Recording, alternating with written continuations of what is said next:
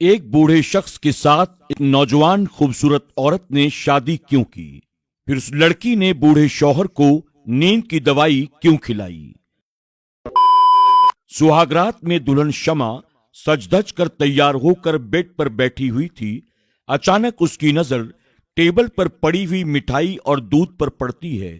शमा खड़ी होकर कमरे का दरवाजा अच्छी तरह से बंद करती है और दूध के गिलास की तरफ जाती है और उसमें कुछ दवा मिलाती है और फिर अपनी जगह पर आकर बैठ जाती है। थोड़ी देर में शमा का बूढ़ा शौहर कमरे के अंदर दाखिल होता है, अपनी बीवी से प्यार भरी बातें करता है और फिर अपनी बीवी की खूबसूरती की तारीफ करता है। बीवी शमा कहती है, मैं आपको अपने शौहर के रूप में बहुत पसंद करती हूं, लेकिन मुझे आपको पूरी तरह से समझने के लिए थोड़ा सा वक्त चाहिए। शौहर ने कहा, ठीक है, कोई बात नहीं, जब तक तुम कहोगी तब तक हम कुछ भी नहीं करेंगे।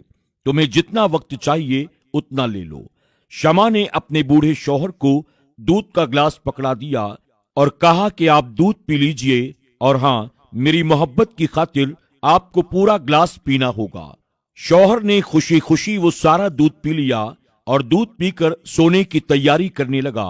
इतने में शमा ने कहा, ये सारे गहने मैं कहां रखूं?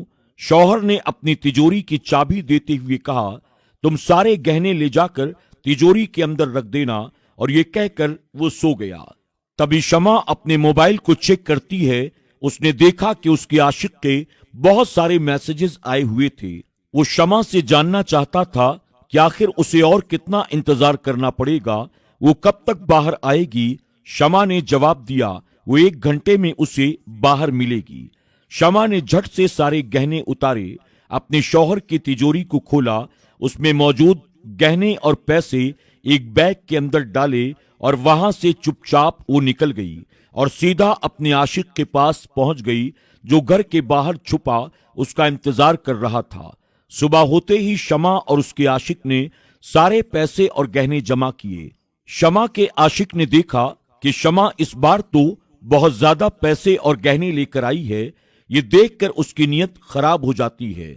वो सोचने लगा, इस बार बहुत ज्यादा माल हाथ लगा है, अगर ये पूरा मुझे मिल जाए तो उसे कभी पीछे पलटकर देखना नहीं पड़ेगा, और शमा के अलावा मुझे और कोई जानता भी नहीं है, इसलिए अगर मैं ये सारा माल लेकर यहां से भाग जाऊं तो मुझे कोई भी नहीं पकड़ सकता। दोनों दूसरे शहर में जाने के लिए बस स्टॉप पर पहुंचते हैं। रास्ते में शमा के आशिक ने कहा, बैग बहुत वजनदार है, लाओ मैं इसे उठा लेता हूं। ये सुनकर शमा मुस्कुराती है और बैग उसके हवाले कर देती है। रास्ते में उसका आशिक यही सोचता है कि कैसे शमा को धोखा देकर मैं यहां से भागूं, लेकिन सड़क पर अचानक तो मैं भाग भी नहीं सकता। शमा और उसका आशिक कुछ दिनों के लिए एक मकान किराए पर ले लेते हैं और उसमें एक साथ रहने लगते हैं। एक दिन शमा के आशिक ने उससे कहा, इन गहनों को इस तरह रखने में बड़ा खतरा है और हमने अब तक शादी भी नहीं की है, इसलिए अगर पुलिस को पता चल गया तो हम कुछ भी नहीं कर पाएंगे। इसलिए हम एक काम करते हैं, इन गहनों को ले जाकर बेच देते हैं और सारे पैसे मेरे बैंक के अकाउंट में डाल देते हैं। ये सुनकर शमा को अपने आशिक पर शक हो गया।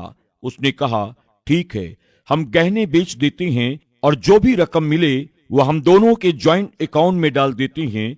ये सुनते ही शमा के आशिक का चेहरा पीला पड़ गया। उसने कहा, ठीक है, चलो हम पहले गहने बेचते तो हैं।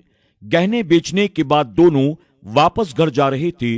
रास्ते में शमा के आशिक ने कहा, तुम ये पैसे लेकर घर जाओ, मैं कुछ खाना लेकर आता हूं। शमा सारा पैसा अपने साथ लेकर घर जाती है। उसका आशिक खाना लेने के लिए चला जाता है। उसके दिमाग में नींद की गोली का ख्याल आता है। वो एक कोल्ड ड्रिंक खरीदता है। आधी कोल्ड ड्रिंक वो खुद पी जाता है, बाकी बची हुई कोल्ड ड्रिंक में वो नींद की गोलियां मिला देता है और उसे घर लाकर शमा से कहता है कि लो कोल्ड ड्रिंक पी लो, आज गर्मी कुछ ज्यादा ही है, आधी तो मैं रास्ते में पी गया, बाकी मैं तुम्हारे लिए लेकर आया हूं। शमा मुस्कुराते हुए सारा कोल्ड ड्रिंक पी जाती है। कुछ ही देर में उसका सर चकराने लगता है और वो गहरी नींद में चली जाती है। शमा के आशिक ने मौका गनीमत जाना। वो सारे पैसे और शमा का मोबाइल अपने साथ लेकर वहां से रफू चक्कर हो जाता है और दूसरे शहर में चला जाता है। इधर लंबे वक्त के बाद जब शमा की आंख खुलती है तो उसका आशिक घर पर मौजूद नहीं था। जब उसने अपने आशिक को कॉल लगाने के लिए अपना मोबाइल तलाश किया तो उसे उसका मोबाइल भी नहीं मिलता। वो पागलों की तरह इधर उधर भागने लगती है, लेकिन उसे ना ही मोबाइल मिला, ना ही उसका आशिक और ना ही पैसों से भरा हुआ वो बैग। अब वो कोल्ड ड्रिंक की बोतल को देखकर सारा मामला समझ जाती है और फूट फूट कर रोने लगती है। लेकिन अब रोने का कोई फायदा नहीं था, क्योंकि जिस तरह से वो लोगों को धोखा दिया करती थी, आज उसके अपने साथी ने उसके साथ धोखा कर दिया। अब शमा ना ही अपने माँ बाप के घर वापस जा सकती थी और ना ही अपने शौहर के घर।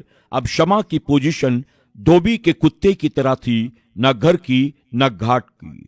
तो दोस्तों, इस तरह की औरतों के बारे में आपकी क्या राय है, और शमा के साथ जो हुआ इसके बारे में आप क्या कहना चाहते हैं?